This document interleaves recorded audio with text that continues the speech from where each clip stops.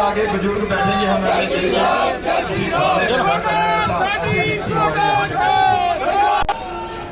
सभी कार्यकर्ता जो पीछे इनका स्वागत अभिनंदन। एक बार सब अपने जगह पर खड़े होकर जोरदार तालियों के साथ जय श्री राम, जय श्री राम, नड्डा जी को जय श्री राम, जय श्री राम, जय श्री राम। नड्डा जी को जय। मित्रों, हालांकि आज कोई जनसभा नहीं है और आप सब माननीय राष्ट्रीय अध्यक्ष जी का स्वागत करने के लिए बड़ी संख्या में आए, करता हूं, धन्यवाद करता हूं।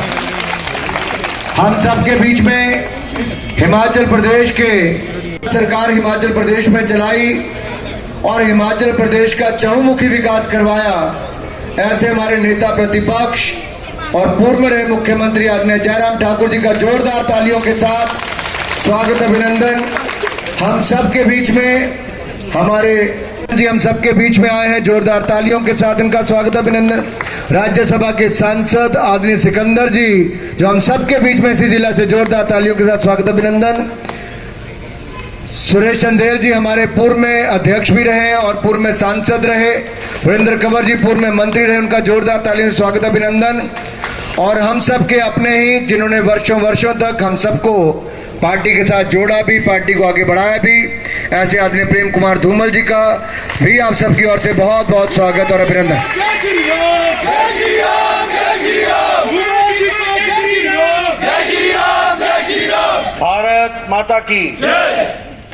आज के इस स्वागत कार्यक्रम में यहाँ उपस्थित हमारे वरिष्ठ नेता, जिनसे हमने बहुत कुछ सीखा, ऐसे हमारे आदरणीय प्रेम कुमार धूमल जी, हमारे प्रदेश के अध्यक्ष श्री राजीव बिंदल जी, डॉक्टर राजीव बिंदल जी, हमारे पूर्व मुख्यमंत्री और हमारे साथी जयराम ठाकुर जी, मेरे छोटे भाई श्री अनुराग ठाकुर जी, भारत सरकार में मंत्री, हमारे सभी वरिष्ठ साथीगण, सुरेश कश्यप जी, हमारे सुरेश चंदेल जी, सिकंदर जी, वीरेंद्र जी, हमारे संजय टंडन जी प्रभारी, और यहाँ उपस्थित हर्ष उल्लास के साथ खुशनुमा माहौल में एकत्र आए हमारे भारतीय जनता पार्टी के सभी वरिष्ठ भारतीय जनता पार्टी के कार्यकर्ता बंधु और मीडिया के मेरे साथी, प्रिंट मीडिया और इलेक्ट्रॉनिक मीडिया के साथी। सबसे पहले तो जिस गर्मजोशी के साथ आपने मेरा स्वागत किया है, उसके लिए मैं अपनी ओर से और पार्टी की ओर से आप सबका हार्दिक धन्यवाद देता हूं कि आपने नड्डा जी का जय श्री राम, जय श्री राम, जय श्री राम। मैं देख रहा था आप सबके साथ मुझे लंबे समय काम करने का मौका मिला है। कुछ को चश्मे लग गए, कुछ के बाल जरा पीछे चले गए, कुछ के सफ़ेद हो गए, लेकिन जोश वही और काम करने की तमन्ना भी वही मैं देख रहा हूँ।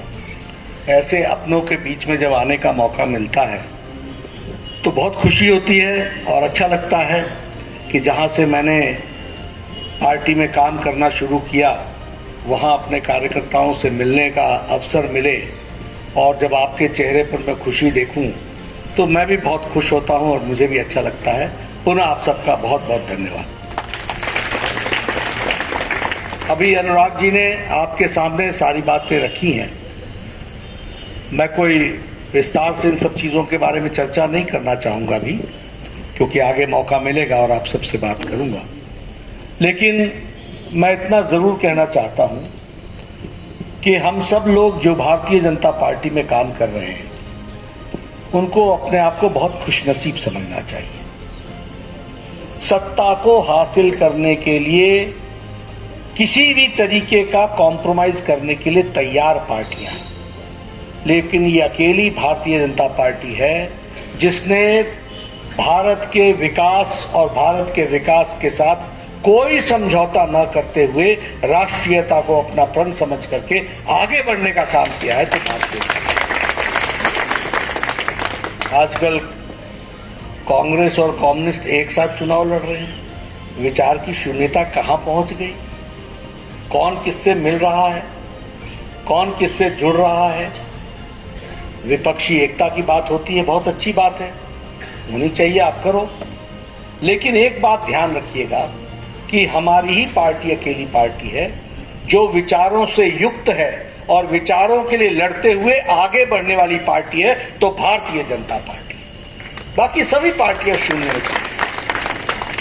दूसरी बात, हम सब लोग बहुत खुशनसीब इसलिए भी हैं कि कई बार क्या होता है राजनीति में, किसी के पास नेता होता है, नीति नहीं, किसी के पास नीति होती है, नेता नहीं होता, किसी के पास नेता होता है, नीति होती है, तो कार्यकर्ता नहीं होता, किसी के पास कार्यकर्ता होता है तो नीयत नहीं होती।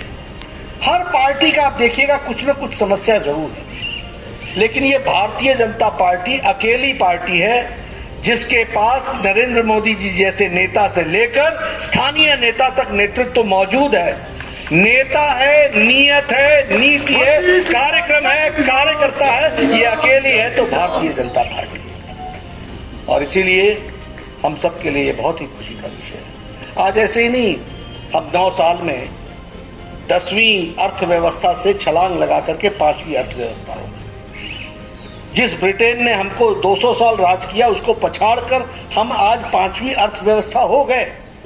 और ब्रिटेन का प्रधानमंत्री अब ये कहता है कि समय दूर नहीं है जब भारत अपने आप में तीसरी अर्थव्यवस्था बन जाएगा। इस तरीके की बात मोदी जी का जय श्री राम, जय श्री राम, जय श्री राम। जो बाइडेन ऐसे नहीं कहता। जब एयर इंडिया 400 एयरबसेस की 400 ही है ना, 470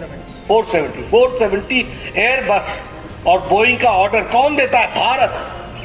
अमेरिका का ग्रोथ रेट 1 से कुछ ज्यादा है और भारत 7.2% पर खड़ा है विकास दर में। इस बात को भी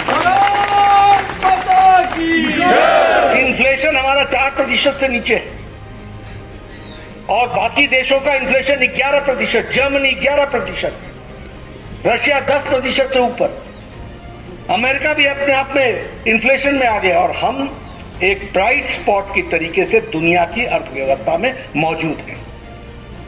मैं आपसे इसलिए चर्चा कर रहा हूं क्योंकि अगर अंतर्राष्ट्रीय दृष्टि से, अब लोग कहते हैं कि आर्थिक दृष्टि से हम कैसे सफल हुए।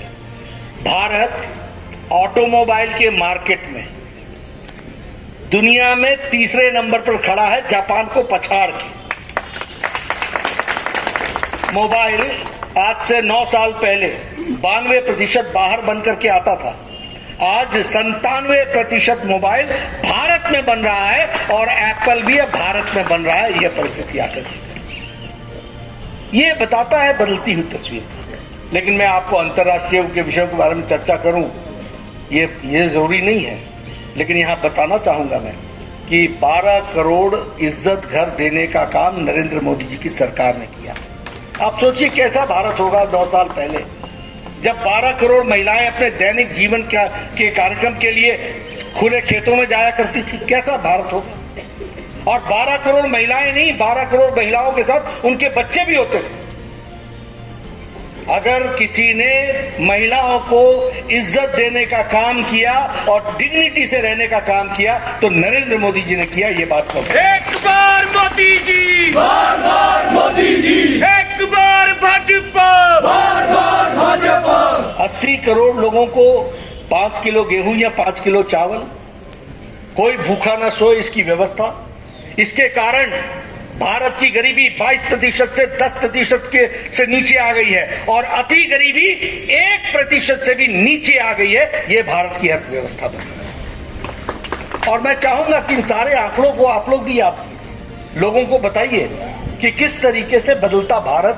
अब आप हिमाचल की बात कीजिए, मैं आया हूं, अब आप देखिए नेशनल हाईवे देख लो, 4 लेन देख लो।